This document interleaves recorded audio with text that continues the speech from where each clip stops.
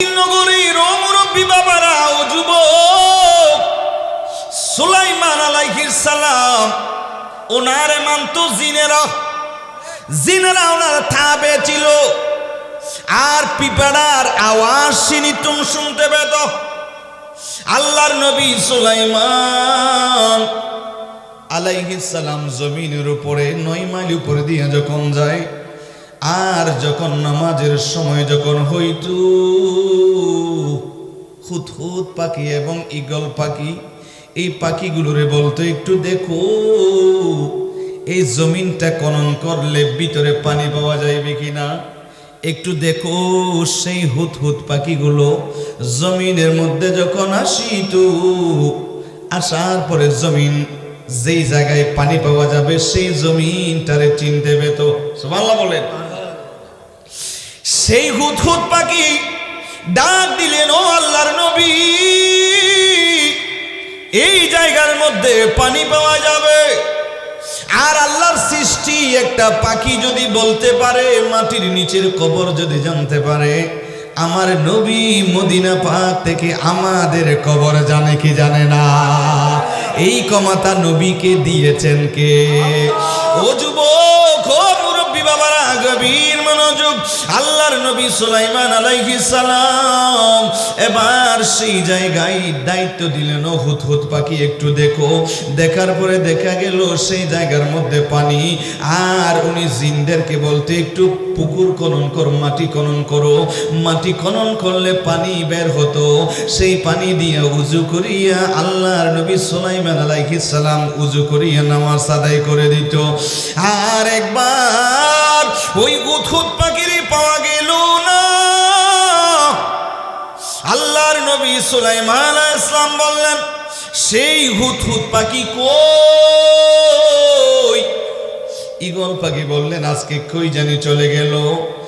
আর এই হুদহুদ পাখি অনেক পরে যখন আসলো, এবার ঈগল পাখি বলল, ও হুদহুদ পাখি রে, আজকে আল্লাহর নবী তোমারে এমন শাস্তি দিবে। কই গিয়েছিলা? বলে, আমি একটা কাজে গিয়েছিলাম, আমার আরেক ভাইকে দেখেছিলাম, ওনার সঙ্গে আমি আরেকটা জায়গায় গিয়েছিলাম। বলে, তোমার উপরে মহা রাগ করেছে। আল্লাহর নবী সুলাইমান আলাইহিস সালাম তোমার উপরে বড় রাগ করে আছে, যদি পায় তোমারে কিন্তু শাস্তি দেবে। বলে, ঠিক আছে, আমি উপযুক্ত, আমি প্রমাণ দিব। কই গিয়েছি আমি প্রমাণ দিব। আল্লাহর নবী সুলাইমান আলাইহিস সালামের সামনে যখন আসলো, হুদহুদ পাখি এবার বলল, হুদহুদ পাখিরে বলল, কই গিয়েছিলা? এবার সেই হুদহুদ পাখি ডাক দিলেন, ও আল্লাহর নবী, আমি উপরে যখন গেলাম, আরেকটা হুদহুদ পাখির সাথে আমার সাক্ষাৎ হলো, মোলাকাত হলো। এই পাখির সাথে আমি আরেকটা রাজ্যে গিয়েছিলাম। সেই রাজ্যের মধ্যে গিয়া আমি কতগুলো জিনিস দেখলাম, যেই অবস্থাগুলো আমি আপনাকে জানাইবো। আমারে কিছু করিও না, সেই অবস্থার কথা আপনারে জানাইয়া দেব। ও নাসির নগরের ও মুরব্বী বাবারা, ও যুবক, আল্লাহর নবী সুলাইমান আলাইহিস সালাম বললেন, বলো কি দেখেছো? বলে, আমি দেখেছি সেই জায়গায় আপনি যেভাবে আল্লাহর ইবাদত করেন, সেই রাজ্যে আল্লাহর ইবাদত করে না। বলি, কি করে? বলে, সেই জায়গার মানুষগুলো সূর্যের পূজা করে, সেই মানুষগুলো চন্দ্র পূজা করে, সূর্যের পূজা করে, আল্লাহর ইবাদত করে না। এই মানুষগুলো সূর্যের পূজা করে। বলে, সেই রাজ্যের যিনি প্রধান তার নাম কি?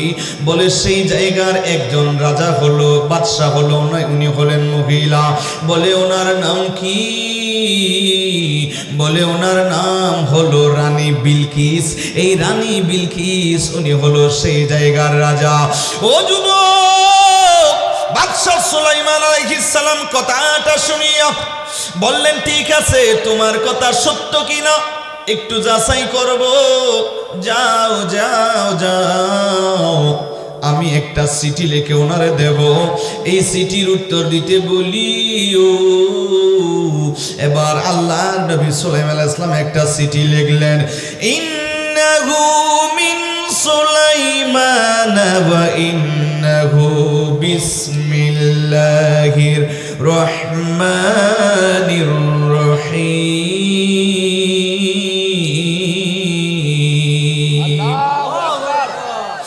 ও নাসির নগরীর ও যুবক, আল্লাহর নবী সুলাইমান আলাইহিস সালাম চিঠিয়া লিখিয়া দিছে। চিঠিটা লইয়া হুদহুদ পাখি এবার সেই রানী বিলকিসের দরবারে চলে গেল। রানী বিলকিস যেই রুমে থাকতো, রুমের সূর্যের দিকে একটা ছিদ্র ছিল।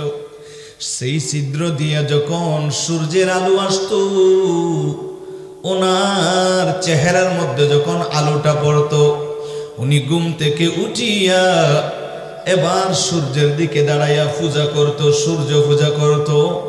এবার সেই হুদহুদ পাখি সেই ছিদ্র দিয়া ঢুকে আল্লাহর নবী সুলাইমান আলাইহিস সালামের এই চিঠিটা নিয়া এবার রানী বিলকিসের রুমের মধ্যে দিয়া যেন পায় সেই জায়গায় দিয়া উনি এবার বাইরে চলে এসে সেই ছিদ্রের মধ্যে এইভাবে পাকাগুলো দিল, যেন সূর্যের আলো যেন ভিতরে না ঢুকে, যেন সূর্য পূজা যেন না করে, সেইভাবে সুন্দরভাবে পাকাটা বিছাইয়া দিল। ওইদিকে রানী বিলকিস প্রতিদিন বলে সূর্যের আলো আসে, আজকে সূর্যের আলো কই? সেই সূর্যের আলো পেল না। রানী বিলকিস ঘুম থেকে জাগলো না, অনেক পরে যখন ঘুম থেকে উঠলো এবার দেখলো উনার রুমের মধ্যে সিল মারা একটা চিঠি। এই চিঠিটা নিয়ে খুললো, খোলার পরে দেখলেন এটা একটা বাদশাহ সুলাইমান আলাইহিস সালামের পক্ষ থেকে সূর্য পূজা গাছ পূজা বাদ দিয়া আল্লাহর ইবাদত করার জন্য দাওয়াত দিছে। একটু জোরে বলেন না সুবহানাল্লাহ। সুবহানাল্লাহ। আর একটু জোরে সুবহানাল্লাহ। আপনাকে একটু আওয়াজ দিতে হবে বাজার। আপনাকে ইঞ্জিলে তেল তুলা আছে নিও, তেল তুলা আছে না? আমি আসার সময় কিন্তু তেল দেখছি, কয়েক দেখছি কিতা তাবারুক আছে নিও। আমার কমিটির বাইরে কোন আছে না? বাজান একটু আওয়াজ দিয়া ইঞ্জিলটা একটু কালি করতে হবে। তো এখন আপনারা যদি আওয়াজটা না দেন, আমার একটু সহযোগিতা যদি না করেন, আমি কইব যে আমার আলোচনা বুঝতেছে না। বাজান আমার বাসা কি বুঝতে কষ্ট হয় না? বুঝতেছেন তো? আল্লাহ কবুল করুক, আমিন বলে। বাজান একটা আওয়াজ দিতে হবে, মনে কষ্ট নিয়ে না। আল্লাহ কবুল করুক, আমিন বলে। আর একটু জোরে বলেন আমিন। নারায়ে তাকবীর, নারায়ে রিসালাত। মাশাআল্লাহ। আমার এই ভাই যুবক, মাশাআল্লাহ মাশাআল্লাহ। ওই যে লাল গেঞ্জি ভাই, একটু দাঁড়ান, আপনারা একটু দেখুন। মাশাআল্লাহ। আমার এই ভাই কি নাম আপনার? রিপন। মাশাআল্লাহ। ভাই জজবা আছে, এশক আছে। আল্লাহ কবুল করুন। আশিক রাসূল আছে না নাই? এই নাসির নগরের জমিন আশিক রাসূলদের জমিন। সিলেপড়া ঠিক কিনা? কষ্ট হয় বাজান? না না।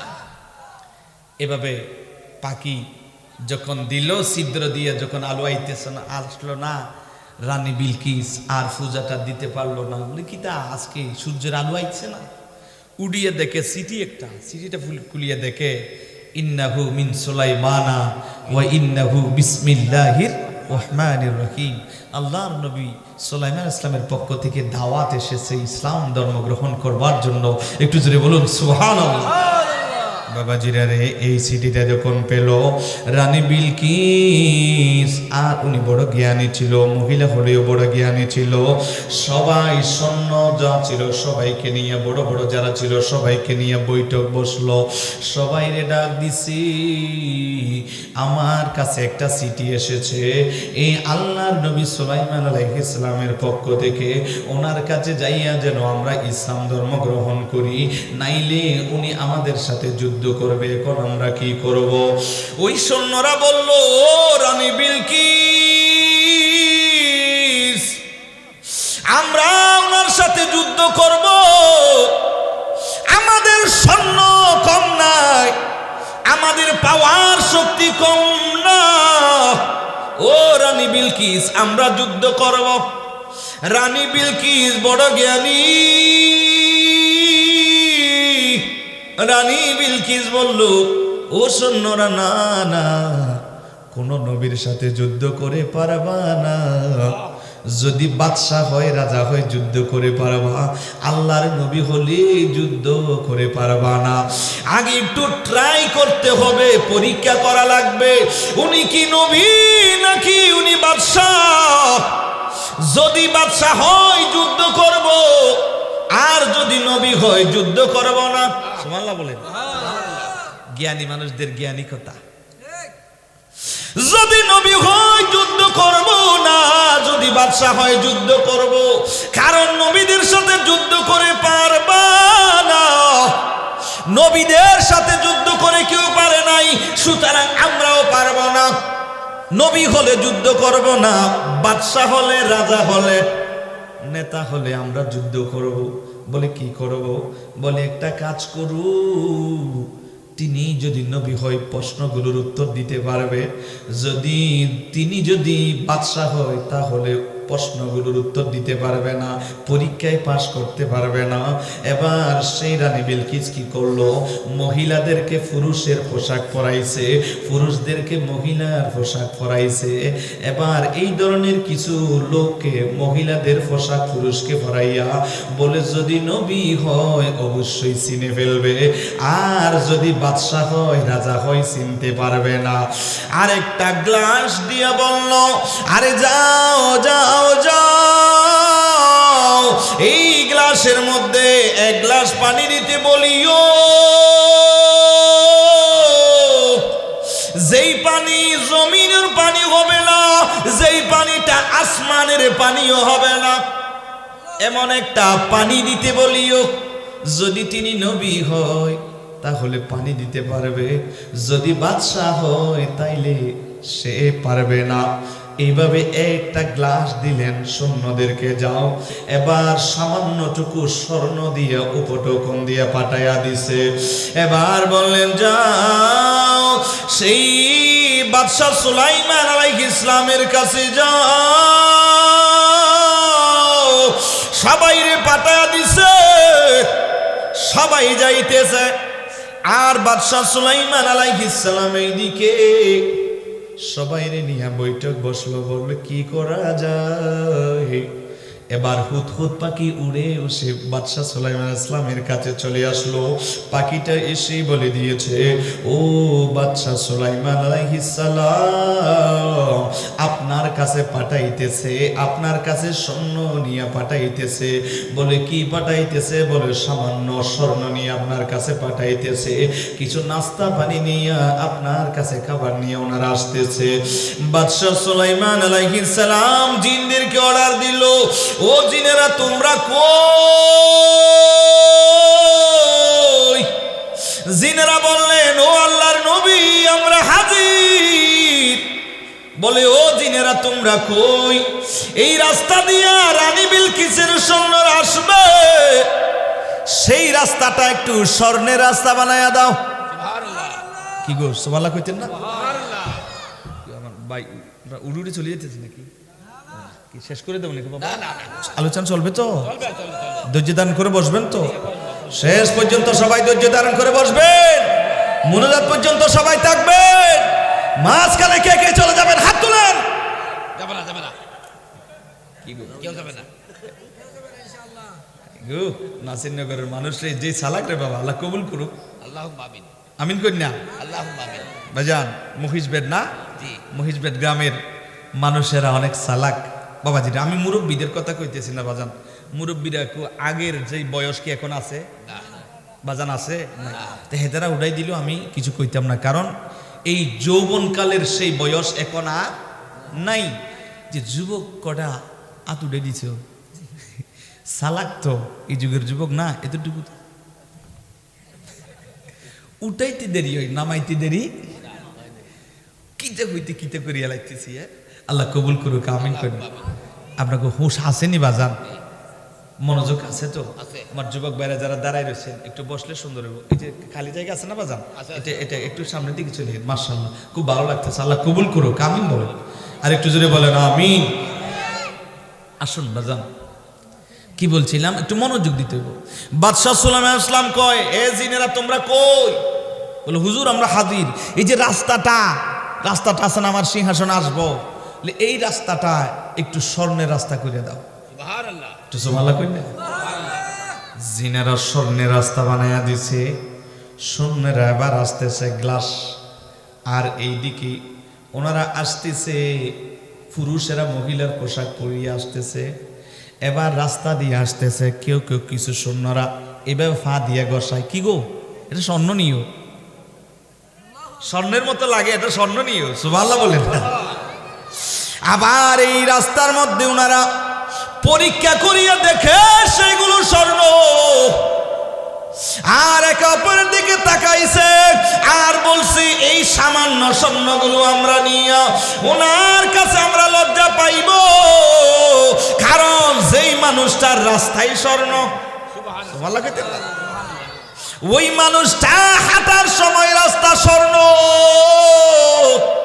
সেই মানুষটার কাছে সামান্য স্বর্ণ নিয়ে আমরা বড় লজ্জিত হইব।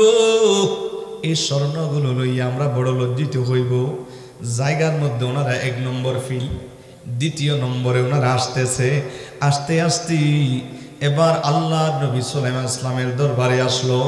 আসার পরই আল্লাহর নবী সুলাইমান আলাইহিস সালাম এবার ওনাদেরকে বললেন, আপনারা একটা কাজ করেন, সবাই আগে উজু করিয়ে নেন।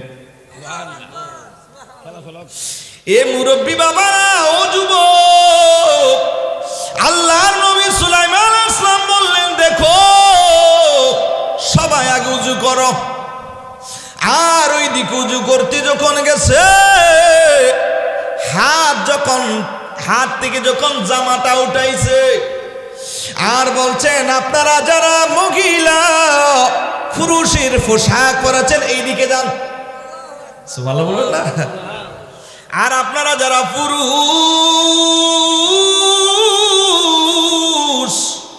মহিলাদের পোশাক পরেছেন এইদিকে যান। পার্থক্য করিয়া দিলেন। আল্লাহ নবী সুলাইমান ইসলাম বললেন, দেখো আপনারা মহিলা হইয়া পুরুষের পোশাক পরছেন, আর আপনারা পুরুষ হইয়া মহিলার পোশাক পরেছেন, যান যান আপনারা একটু চেঞ্জ হয়ে যান। প্রথমেই ওনারা এই কথা শোনার পরে একে অপরের দিকে তাকায়, বড় আশ্চর্য, কিরে আমরা যেটা চাইছিলাম সেটা তো হইল না। আল্লাহর নবী তো সত্যি সত্যি আমাদেরকে চিনে ফেললো, সুন্দর মেহমানদারি করলো, সুন্দরভাবে খাওয়াইলো। আল্লাহর নবী সুলাইমান আলাইহিস সালাম বললেন, আপনারা আপনাদের ওই রানী বিলকিসের কাছে যাও, আর আল্লাহ রাব্বুল আলামিনের ইবাদত করার জন্য বলিও, মূর্তি পূজা আবার সোজা করিও না, একমাত্র আল্লাহর ইবাদত করতে বলিও। সুবহানাল্লাহ বলেন। একজনে কয়, হুজুর রানী বিলকিস একটা গ্লাস দিছে, এই গ্লাসের মধ্যে কিছু পানি দেওয়ার জন্য কইছে। এই পানিগুলো জমিনের পানিও না, আসমানের পানিও না, এমন কিছু পানি এই গ্লাসের মধ্যে দেওয়ার জন্য বলছে। এবার আল্লাহর নবী সুলাইমান আলাইহিস সালাম বললেন, যাও যাও এই ঘোড়াটাকে দৌড়াও। একটা ঘোড়াকে দৌড়াইতেছে, সেই ঘোড়াটারে দৌড়াইতেছে, দৌড়াইতে সেই গোড়া থেকে ঘাম বের হলো। সেই ঘামগুলো লইয়া সেই পানিগুলো গ্লাসের মধ্যে দিল, আর দিয়া বললেন, যাও যাও যাও ওই রানী বিলকিসের বলিও, এই পানিগুলো আসমানের পানিও না, জমিনের পানিও না। এই পানিগুলো নিয়া বলিও, এই পানিগুলো আসমানের পানিও না, জমিনের পানিও না। সেই গ্লাসটা পানি পূর্ণ করিয়া এবার দিয়া দিছি। এবার ওনারা সেইগুলো নিয়ে আল্লাহর নবী সুলাইমান ইসলামের কাছ থেকে রানী বিলকিসের কাছে চলে গেল। রানী বিলকিসের কাছে যাইয়া রানী বিলকিস অপেক্ষা করতেছে, কি অবস্থা। সৈন্যরা যাইয়া বললেন, ও রানী বিলকিস, আপনার কথা যদি না মানিতাম আমরা সবাই তো আজকে ধ্বংস হয়ে যাইতাম। বলে, কি হয়েছে? স্বর্ণগুলো নিয়ে এসেছো কেন? ওই স্বর্ণগুলোকে আল্লাহর নবী নেয় নাই, উনি কি নেয় নাই? বলে কিভাবে নিবে? যে আল্লাহর নবীর হাঁটার রাস্তা পর্যন্ত স্বর্ণ, সামান্য স্বর্ণ আমাদের দিতে বড় লজ্জা হয়, সেজন্য আমরা দিই নাই। যেই রাজা, যেই বাদশা রাস্তা পর্যন্ত স্বর্ণ, ওনাকে আমরা কিভাবে সামান্য স্বর্ণগুলো দিব? সেজন্য দিই নাই। এই জন্য আমরা এইগুলো নিয়ে চলে এসেছি। এবার আল্লাহর নবী সুলাইমান আলাইহিস সালামের সব ঘটনা বলল। এবার বললেন, দেখো এই পানিগুলো উনি দিয়েছে, এই পানিগুলো জমিনের পানিও না, আসমানের পানিও না। বলে কিভাবে দিল? বলে উনি একটা ঘোড়াকে দৌড়াইতেছে, দৌড়াইতে ঘাম যেগুলো বের হলো, সেই ঘামগুলো লইয়া এই গ্লাসটা পূর্ণ করে দিয়েছে। আর রানী বিলকিস বুঝতে পেরেছে তিনি একজন আল্লাহর নবী। সুবহানাল্লাহ। ও নাসির নগরীর ও যুবক, আর আল্লাহর নবী সুলাইমান আলাইহিস সালামের কথাগুলো শুনিয়া আর রানী বিলকিস বললেন, দেখো তিনি কি বলেছে। বলে ওনার কাছে যাইতে বলেছে, আর ইসলাম ধর্ম একটু কবুল করবার জন্য বলেছে, মূর্তি পূজা বাস পূজা ছেড়ে দিতে বলেছে, আর আল্লাহ রাব্বুল আলামিনকে বিশ্বাস করার জন্য বলেছে। এবার এই কথাগুলো যখন বলল, রানী বিলকিস রাজি হয়ে গেছে। বললেন, ঠিক আছে, অবশ্যই যাইতে হবে। ওনার সাথে যুদ্ধ করে পারবো না, কারণ তিনি হলেন আল্লাহর একজন নবী। আল্লাহর নবীদের সাথে যুদ্ধ করে পারে না, আল্লাহর নবীদের সাথে যুদ্ধ করে পারে না। রাজা বাদশাদের সাথে পারে, নবীদের সাথে পারে না। একটু প্রিপারেশন নাও, ওনার কাছে যাইতে হবে, ওনার সাথে যুদ্ধ করা লাগবে না, ওনার কাছে যাইতে হবে। এবার রানী বিলকিস সৈন্যগুলোদেরকে নিয়ে এবার চলে আসার জন্য যখন রেডি হচ্ছে, এইদিকে বাদশাহ সুলাইমান আলাইহিস সালাম সবাইরে নিয়ে বসলো। বসার পরে বললেন, আমি আপনাদেরকে ডেকেছি একটা কারণে। বলে কি জন্য? বলে আমি আপনাদেরকে ডেকেছি এই জন্য, রানী বিলকিস আসতেছে, সেই রানী বিলকিসের সিংহাসনটা খেয়ে আমার এখানে এনে দিতে পারবা? সুবহানাল্লাহ বলে। 60 গজ আর 80 গজ, প্রস্থ 60 গজ আর দৈর্ঘ্য 80 গজ, বিশাল বড় একটা সিংহাসন সুবহানাল্লাহ কে এনে দিতে পারবা আমার এখানে? জিন একটা দাঁড়াইছে, জিন। সেই জিনটা কয়, ও বাদশাহ সুলাইমান আলাইহিস সালাম, আমি পারবো। সুবহানাল্লাহ কইতেন না? সুবহানাল্লাহ। বলে সময় কতক্ষণ? বলে এই সভাটা শেষ হওয়ার আগেই, এই সভাটা যখন শেষ হবে, ওই সিংহাসন আমি আপনার এখানে এনে দিতে পারবো। বাদশাহ সুলাইমান আলাইহিস সালাম বললেন, না, হবি না, আরো অনেক আগে খেয়ে এনে দিতে পারবা। সুবহানাল্লাহ বলেন। সুবহানাল্লাহ। জিন ফিল হয়ে গেছে, জিন বলে আমি পারবো না। এবার মানুষ একজন দাঁড়াইছে, মানুষের ক্ষমতা আসেনিও, জোরে কন্যা আসেনি বাজার। মানুষ একজন দাঁড়াইছে, কোরআন শরীফের তাফসীরের কথা বলছি বাবা। ওনার নাম আসিফ ইবনে বরকিয়াস, ঠিক আছে নি বাজার? জি জি আসুন বলতে। আসিফ দাঁড়াইছে, বলে আমি আপনার ডান পাশে আপনার সিংহাসন থাকবে, বাম পাশে রানী বিলকিসের সিংহাসনটা এনে দিতে পারবো। ও মুরব্বী বাবারা, ও যুবক, সুলাইমান আলাইহিস সালামের একজন উম্মত, আল্লাহর একজন ওলি। ওই আল্লাহর একজন ওলির নাম কোরআনুল কারীমায় সূরা নামলের এই তাফসীরের মধ্যে আসছে। সেই ওই ব্যক্তির নাম হলো আসিফ। এই আসিফ বলছেন, ও আল্লাহর নবী, ওই রানী বিলকিসের সিংহাসন এনে দিতে পারবো। সময় হলো, চোখ বন্ধ করবেন, চোখ খোলার আগে আপনার বাম পাশে এসে যাবে। সুলাইমান আলাইহিস সালাম বললেন ঠিক আছে, এই সময়টা ঠিক আছে। এবার আল্লাহর নবী সুলাইমান আলাইহিস সালাম বললেন ঠিক আছে তাইলে এনে দাও। এবার ওই আসিফ ইবনে বরখিয়াস তিনি সুন্দরভাবে উযু কালাম করে 2 রাকাত নামাজ আদায় করলো। 2 রাকাত নামাজ পড়ার পরে এবার বাদশা সুলাইমান আলাইহিস সালাম রে বললেন, ও আল্লাহর নবী, চক্ষুগুলো একটু আপনি বন্ধ করুন। চক্ষুটারে যখন বন্ধ করলো, চক্ষুটারে যখন বন্ধ করলো, আর চক্ষু যখন বন্ধ করছে, আর বললেন, ও আল্লাহর নবী, এবার আপনি চক্ষুটারে খুলিয়া দেখেন। চক্ষু বন্ধ করার পরে আবার যখন চক্ষু খুলিয়া দেখে, ওই রানী বিলকিসের সিংহাসন বাদশা সুলাইমান আলাইহিস সালামের বাম পাশে হাজির হয়েছে। আল্লাহু আকবার, ইয়া রাসূলুল্লাহ, জিন্দাবাদ জিন্দাবাদ।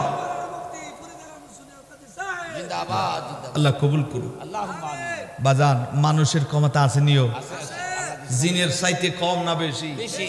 জিন যেটা পারে না মানুষ এটা পারে কি পারে না? বাজান একটু মনোযোগ দেন, বয়ানটা যদি 5-10 মিনিট একটু লম্বা হয়, অসুবিধা হইব?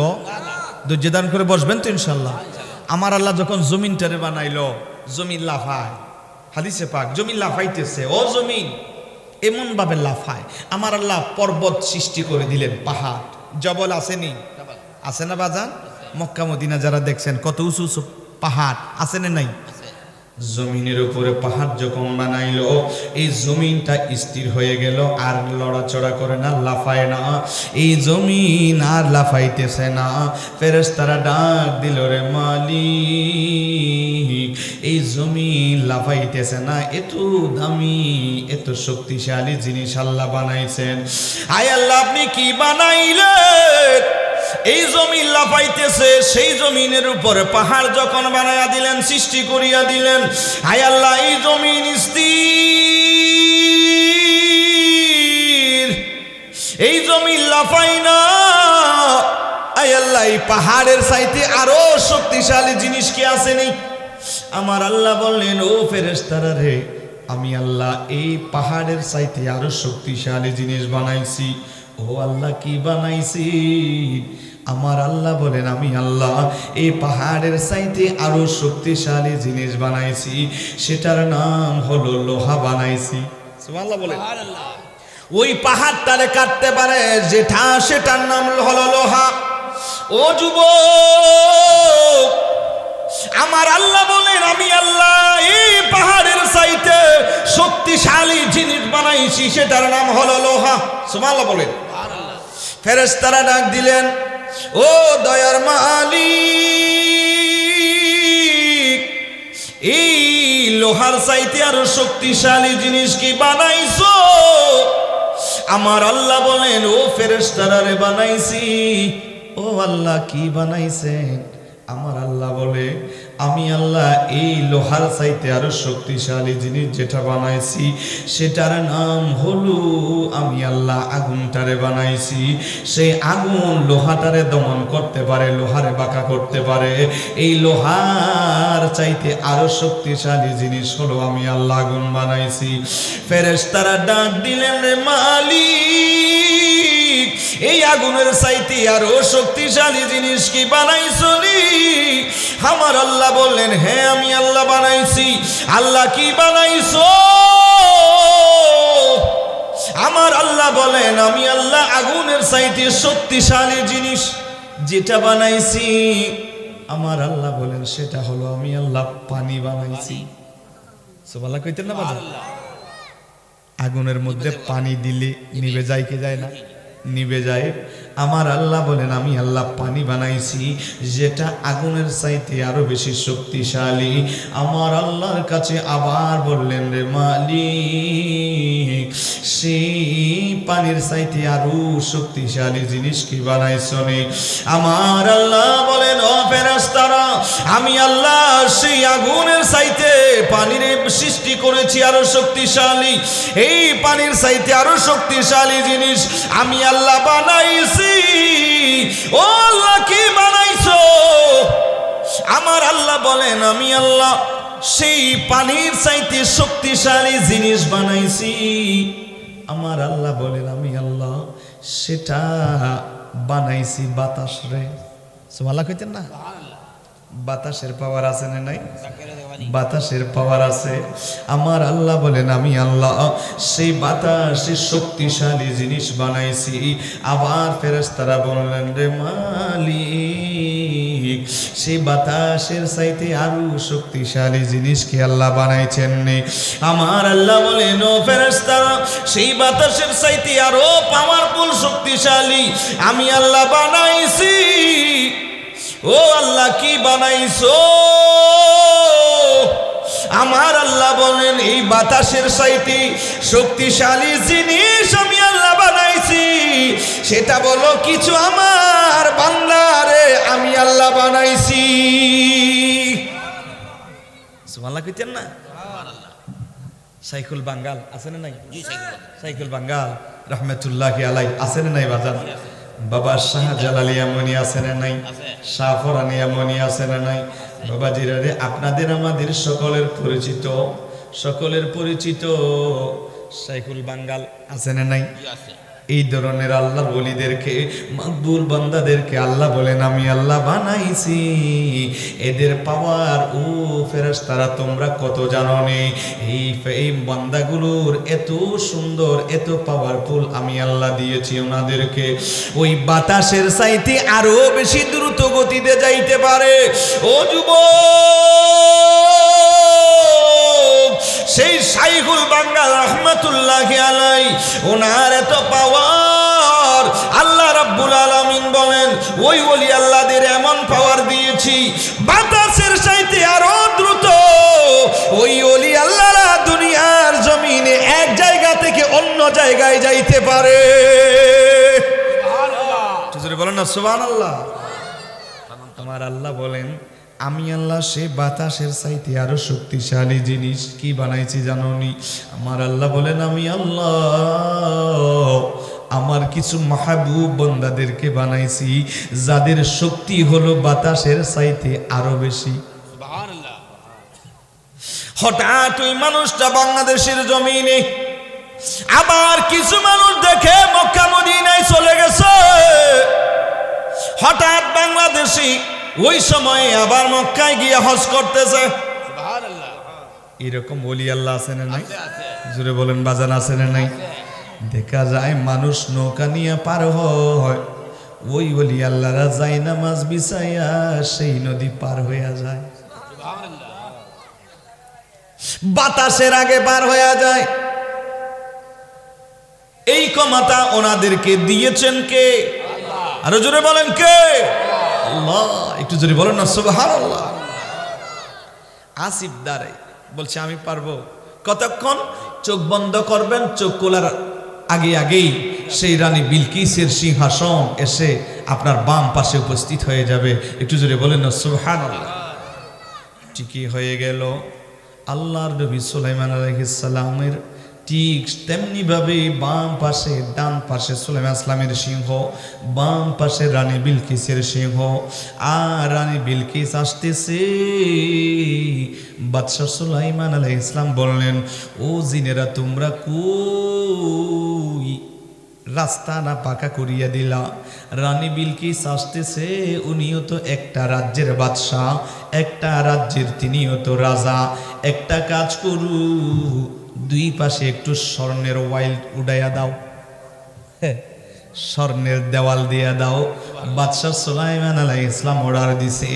এবার সেই জিনেরা শুধু রাস্তা নয় দুই পাশেও স্বর্ণের দেওয়াল দিয়ে দিছে। ওইদিকে রানী বিলকিস আসতেছে।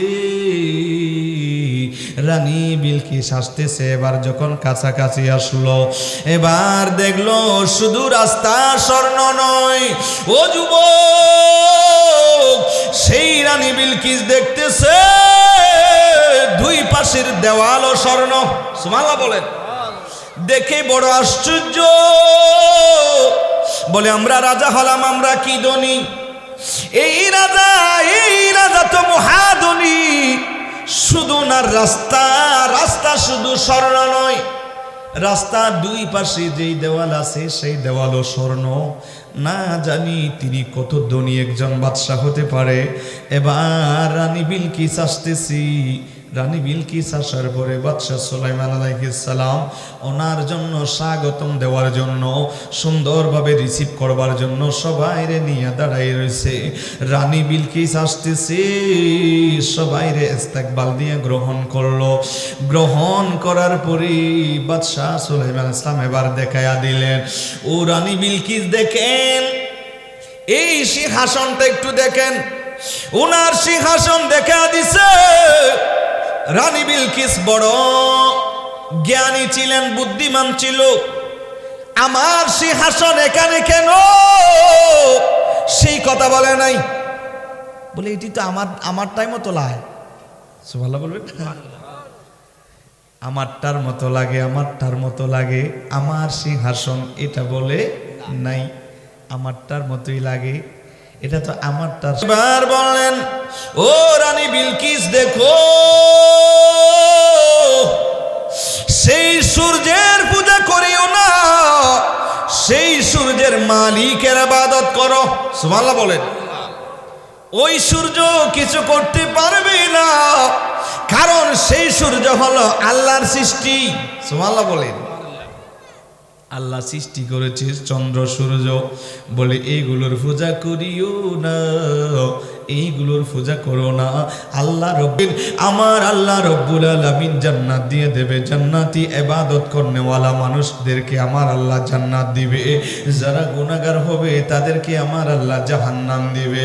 দুনিয়ার জমিনে যারা আল্লাহর ইবাদত বাদ দিয়া মূর্তি পূজা, গাছ পূজা, বাঁশ পূজা, সূর্য পূজা এইগুলো করবে, তারা সেই দিন জাহান্নামে যাবে। আর যারা আল্লাহর ইবাদত করবে রে যুবক, সেই মানুষগুলোরই আমার আল্লাহ জান্নাত দিয়ে দেবে। সুবহানাল্লাহ বলেন। আর আল্লাহর দরবারে গুনাহ করেছো, আল্লাহর দরবারে একটু তওবা করো। ও যুবক, আপনার মতো কত যুবক ওই কবরস্থানে শুয়ে আছে, আপনার মতো কত যুবক রাস্তায় হুন্ডা নিয়ে যাওয়ার সময় ট্রাকের নিচে পড়ে এই যুবকের লাশ হয়ে পড়ে আছে না নাই? জুড়ে বলেন, আছে না নাই? এই দুনিয়া কিছুই না ও যুবক, দুনিয়া দুনিয়া করে পাগল হইও না। কিছুদিন আগেই মোবাইলের মধ্যে পেলাম রে বাবারা, হয়তো আপনারাও পেয়েছেন, এই যে একজন ছোট একটা মেয়ে, বয়সটাও বেশি নয়, মনে হয় 11, 10, 12 এতটুকুই হবে, মার সাথে ঢাকায় গিয়েছে। মা হসপিটালে, মা ক্যান্সার আক্রান্ত, মা বড় অসুস্থ, হাসপাতালের বিছানায়। আর মারে হাসপাতালের বিছানায় রাখিয়া সেই মেয়েটা আরেকটা বয়ফ্রেন্ডের সাথে পালায়া গেছে রে যুবক। বাবা মারে মারা চাইতেছে না, এই মেয়েটা মারে হাসপাতালের বিছানায় রেখে আরেকটা যুবকের সাথে পালায়া গেছে। সারা বাংলাদেশের নিউজ করতেছে মেয়েটা নিখোঁজ। নাউজুবিল্লাহ বলে, মেয়েটা নিখোঁজ সংবাদ প্রচার করতেছে মেয়েটা নিখোঁজ। পরে আবার দেখা গেল মেয়েটা আরেকটা জায়গায় বয়ফ্রেন্ডে নিয়ে হাঁটাহাঁটি করতেছে। নাউজুবিল্লাহ বলবেন না? সবাই বলছে মেয়েটা নিখোঁজ, আসলে ওই মেয়েটা নিখোঁজ হয় নাই, মারে হাসপাতালে রেখে আরেকটা বয়ফ্রেন্ডের সাথে পালিয়ে গেছে। ও বাবাজিরা, ও যুবক, সেজন্যই আপনাদের সন্তানগুলোর দিকে নজর রাখার দরকার আছে না নাই? জোরে বলেন, আছে না নাই? আজকাল অনেক জায়গায় বলে হুজুর এই এলাকায় মা বাবার সেবা করে না ছেলেরা, একটু বয়ান দিয়েন যেন মা বাবার খেদমত করে। ও যুবক, এমন এক অবস্থা আমরা এসে গেছি যেই সময়ে মা এবং বাবারে বৃদ্ধকালে ঘর থেকে বের করে ওই বৃদ্ধাশ্রমের মধ্যে পাঠাইয়া দেয়। আছে না নাই? জুড়ে বলেন, আছে না নাই? শুধু তাই নয় বাবারা, গভীর মনোযোগ, একটা হাদিস শুনুন, গভীর মনোযোগ। আমার নবীজির সাহাবী আমার নবীর এক সাহাবী, উনি মৌতের বিছানায়, জবানটা বন্ধ হয়ে গেছে, জবানে কালমা শরীফ আসতেছে না। এমন সময় কালমা শরীফ আসতেছে না, জবানটা বন্ধ, বড় কষ্ট পাচ্ছে। এবার সাহাবী গিয়ে বললেন, ও মায়ার নবী, আপনার ওই সাহাবী আলকামা, ওনার জবানটা বন্ধ হয়ে গেছে, বড় কষ্ট পায়। আমার নবী বললেন, দেখো ওনার মা কই? বলে, মা ওনার বেঁচে আছে, ওনার মা জননী বৃদ্ধ অবস্থায় বেঁচে আছে। আমার নবী বললেন, একটু ডাকু, যদি কষ্ট না হয় একটু কাছে আসতে বলো। নবীজির কাছে যখন মা আসলো, আমার নবী বললেন, মা একটু বলুন আপনার সন্তানটা কেমন? আর মা চোখের পানি ছেড়ে দিয়ে বললেন, ইয়া রাসূলুল্লাহ, ও মায়ার নবী, আমার সন্তান নামাজ দুয়ায় ভালো, আমার সন্তান যাকাত তাসবিহ তাহলিল সব দিয়া ভালো, একটা মাত্র খারাপ, আমার ছেলেটা বড় কষ্ট পায়। আমার ছেলেটা, আমি মার কথা শুনে না, বারবার ওনার বউয়ের কথা শুনে আমি মারে কষ্ট দেই। ও মুরব্বী বাবারা, ও যুবক, উনি বললেন, ইয়া রাসূলুল্লাহ, সব কিছু ঠিক আছে, ওই আমার সন্তানটা আমার কথাটা শুনতে চায় না, বারবার বউয়ের কথা শুনে আমারই কষ্ট দেয়। এই ধরনের যুবক আমাদের দেশে আছে না নাই? এগুলো আপনাদের মহিষবেট বা নাসিরনগরের দিকে নাই, এগুলো অন্যদিকে আছে। না না না বাবা, নাই নাই নাই। কালকে আবার আমি যখন চলে যাবো, আবার বসে বসে আমার গালাগালি করবো বাজার। আমি কই দেখতাম না, আমি কইতেছি আপনারা ভালো, আল্লাহ কবুল করুক, আমিন বলেন। এই ধরনের ছেলে আছে না নাই? বাবা মা বৃদ্ধ হইয়া গেছে, এখন আর ভালো লাগে না, ঘর থেকে বাইর করে দিতে চায়, আসেনিও? এখন চেহারাটা সুন্দর নাই, পকেট থেকে টাকা দিতে পারে না, এখন আর বাবা মা ভালো না। ও যুবক, গভীর মনোযোগ। আমার নবী বললেন, মা একটু বলো। বলি, ইয়া রাসূলুল্লাহ, আমার কথাটা শুনে না, বউয়ের কথা শুনে শুনে আমারে কষ্ট দে। আমার নবী বললেন, ও সাহাবীরা, যাও যাও, জঙ্গল থেকে কাঠ আনো, কাঠ আনিয়া দাও দাও করে আগুন জ্বালাও। আগুন জ্বালাইছে, আগুন জ্বালাইয়া বললেন, যাও এবার ওনার একটু নিয়ে আনো, নিয়ে আনার পরে এই আগুনের মধ্যে ফেলাইয়া জ্বালাইয়া দাও। মা ডাক দিলেন, ইয়া রাসূলুল্লাহ, আমার সন্তানটারে আমার চোখের সামনে জ্বালাইও না, আমি মা কিভাবে সহ্য করব, যেই মা 10 দিন 10 মাস গর্ভে ধারণ করেছে। ও যুবক, সেই মারে সেই বাবারে কেমনে কষ্ট দাও, সেই মা বাবারে কষ্ট দিও না। নামাজ বিফল হয়ে যাবে, রোজা বিফল হয়ে যাবে, হজ বিফল হয়ে যাবে, যাকাত বিফল হয়ে যাবে। ও যুবক, আমার নবী বললেন, আম্মু কি করতাম? বলি, ইয়া রাসূলুল্লাহ, আমার সন্তান হাজারো দোষ করলে আমার চোখের সামনে জ্বালাইও না, আমি মা সহ্য করতে পারবো না। আমার নবীজি বললেন, মা তাইলে একটা কাজ করুন, আপনি একটু অন্তর থেকে আপনার সন্তানটার একটু ক্ষমা করিয়ে দেন। এবার মা জননীর জবান থেকে বলল, ইয়া রাসূলুল্লাহ, আমি আমার সন্তানটারই আমার অন্তর থেকে আমি ক্ষমা করিয়ে দিলাম, আমার সন্তানটারে আমি অন্তর থেকে ক্ষমা করিয়ে দিলাম। এই কথা মা জননী বলতে দেরি হয়। আর আমার নবী বললেন, সাহাবীরা দেখো, ওনার ঘরে যাইয়া দেখো কি অবস্থা। আর ওনার ঘরে দূরে দূরে যাইয়া দেখি, আর ওনার যতক্ষণ জবান বন্ধ ছিল এতক্ষণ কষ্ট পাইতেছে। যখন বলল মা ক্ষমা করে দিয়েছে, আর ওনার জবান খুলিয়া গেছে, জবান দিয়ে বের হয়ে গেছে কালমা শরীফ, লা ইলাহা ইল্লাল্লাহু মুহাম্মাদুর রাসূলুল্লাহ সাল্লাল্লাহু আলাইহি ওয়াসাল্লাম। মা ক্ষমা করে দিছে, কলমা শরীফ বের হয়ে গেছে। ও আমার, ও মহিষ বেড়ার ও যুবক, মারে কষ্ট দিও না, ও যুবক, বাবার মনে কষ্ট দিও না, মৌতের সময় কলমা পড়তে পারবে না রে যুবক। মা বাবা যদি নারাজ হয়, কোন ইবাদত আল্লাহর দরবারে কবুল হবে না। আমার নবীজির দরবারে এক সাহাবী এসে বলল, ইয়া রাসূলুল্লাহ, যুদ্ধের ময়দানে যাব, যুদ্ধ করব, জিহাদের ময়দানে যাব, ইসলামের জন্য জিহাদ করব। আমার নবী বললেন, ঘরে কে আছে? বলে, ইয়া রাসূলুল্লাহ, ঘরে বৃদ্ধ মা আছে, বাবা আছে। আমার নবী বললেন, যাও যাও, যুদ্ধের ময়দানে তোমারে যাওয়া লাগবে না, তুমি ঘরের মধ্যে চলে যাও।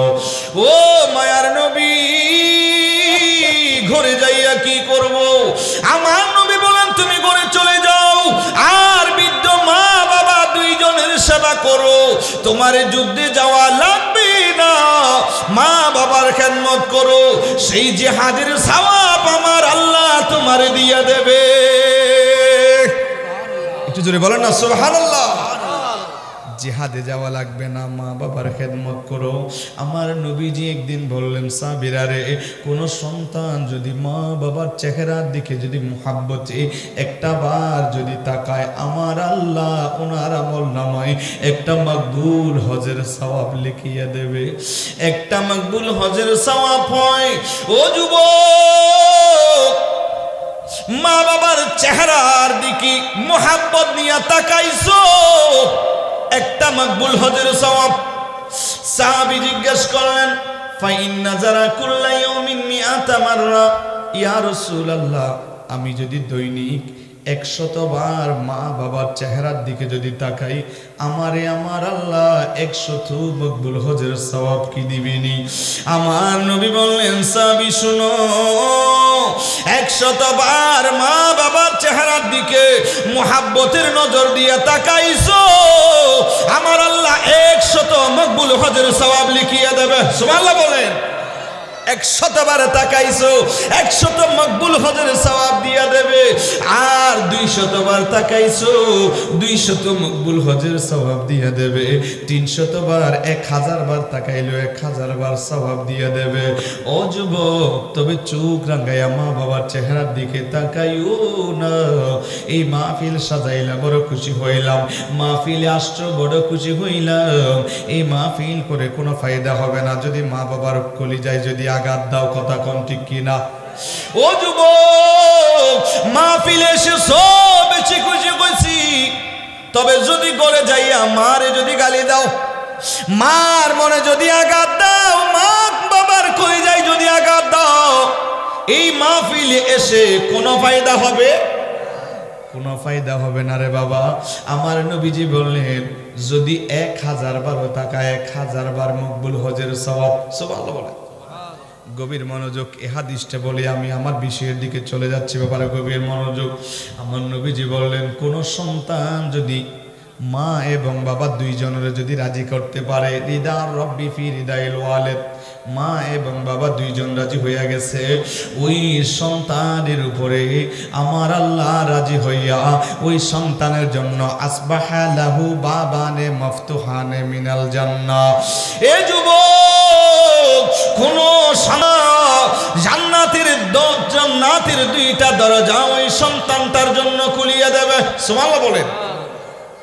কোন সন্তান যদি মা এবং বাবা দুইজনের যদি নারাজ করে ফেলে, মাও নারাজ, বাবাও নারাজ, এই সন্তানটার জন্য আমার আল্লাহ আসবাহা লাহু বাবানে মফতুহানে মিনান নার, ওই সন্তানটার জন্য আমার আল্লাহ জাহান্নামের 2টা দরজা খুলিয়া দেবে।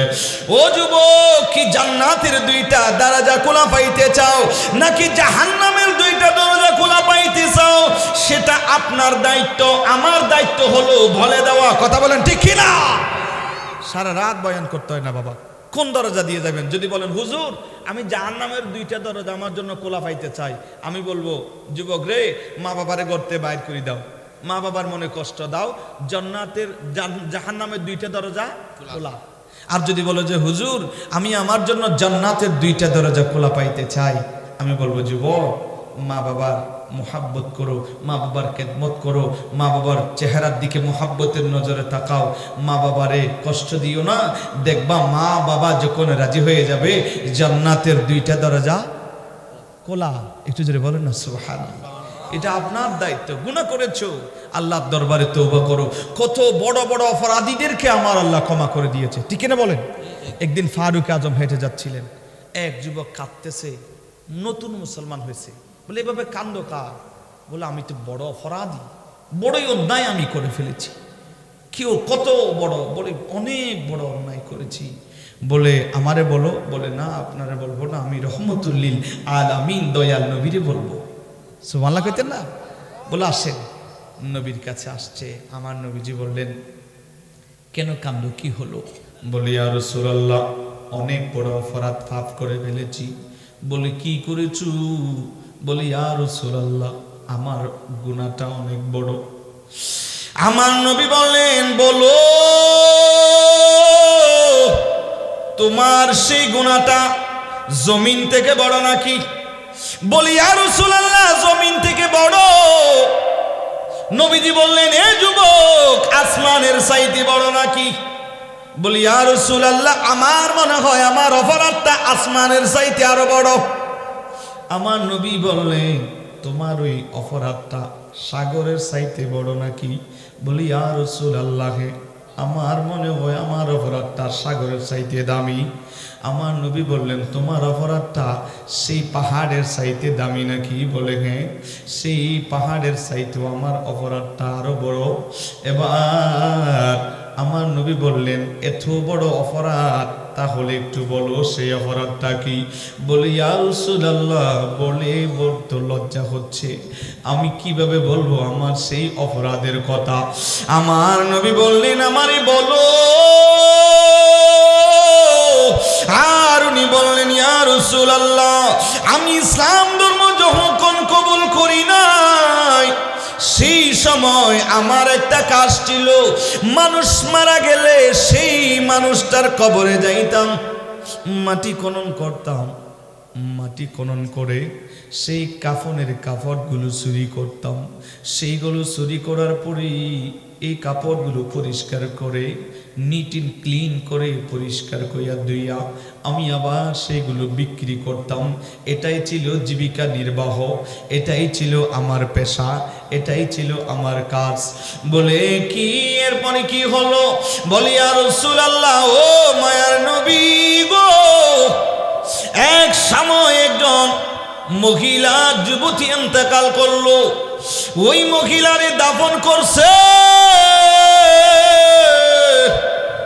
দাফন করার পরে আমি সেই মহিলার কবরের পাশে গেলাম, যাইয়া মাটি খনন করলাম, এই কাপড়গুলো চুরি করতেছি। আমার কাজ ছিল, পেশা ছিল কাফনের কাপড় চুরি করা। কিন্তু কাফন যখন চুরি করতেছি শয়তান আমার কাছে আসলো, এসে আমারে ওয়াসওয়াসা দিয়ে দিল, ও যুবক এই সুন্দরী যুবতীর সাথে তুমি একটু ব্যভিচারে লিপ্ত হয়ে যাও। শয়তান আমারে ওয়াসওয়াসা দিছে, আর সেই শয়তানের ওয়াসওয়াসায় পড়িয়া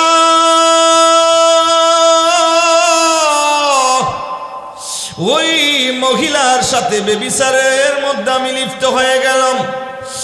আর যখন চলে আসতেছি ওই মহিলা ডাক দিছে, রে যুবক আমার ডানে বামে সামনে পিছনে চতুর্দিকে এতগুলো আর দুনিয়ার জমিনের মুর্দা, এতগুলো কবরবাসীর সামনে আমারে বেইজ্জত করেছো। দুনিয়ার মানুষ আমারে গোসল দিয়া পবিত্র বানাইয়া 5টা কাপড় দিয়া আমারে দাফন করেছে।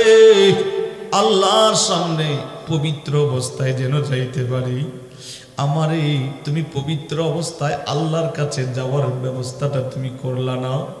দুনিয়ার মানুষেরা গোসল দিয়া কাফন পরাইয়া কত সুন্দরভাবে আমারে দাফন করেছিল। এই যুবক কি করেছো? আমারে কেন বেইজ্জতি করছো? কেন এতগুলো লাশের সামনে কেন তুমি তুমি আমার সাথে ব্যভিচার করেছো, আর আমারে আল্লাহর কাছে পবিত্র অবস্থায় যাইতে তুমি দিলা না। এইভাবে মহিলাটা চিৎকার মারছি, কিন্তু একা একা এরপরে আমি থাকতে পারি না। কোথাও গেলে সেই মহিলাটার কণ্ঠ আমার বাজে।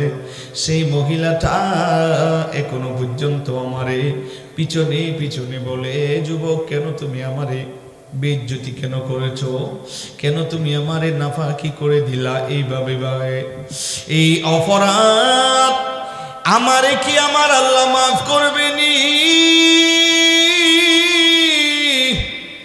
নবীজি ডাক দিছে, রে যুবক যাও যাও যাও, আমার সামনে থেকে সরে যাও, বদদুয়া নিও না, তাড়াতাড়ি সামনে থেকে সরে যাও। তোমার মতো ব্যক্তি আমার সামনে তাকিও না, যাও যাও সরে যাও সরে যাও, তাড়াতাড়ি আমার সামনে থেকে সরে যাও সরে যাও সরে যাও। নবীজি বলছেন, যতক্ষণ আমার আল্লাহ ওহী নাজিল করবে না, তোমারই ক্ষমা করে দিয়েছে আমার আল্লাহ যতক্ষণ বলবে না, ততক্ষণ পর্যন্ত তুমি আমার সামনে আর আসিও না, চলে যাও চলে যাও। আমার নবী বললেন, দূরে চলে যাও, চোখের সামনে থেকে চলে যাও।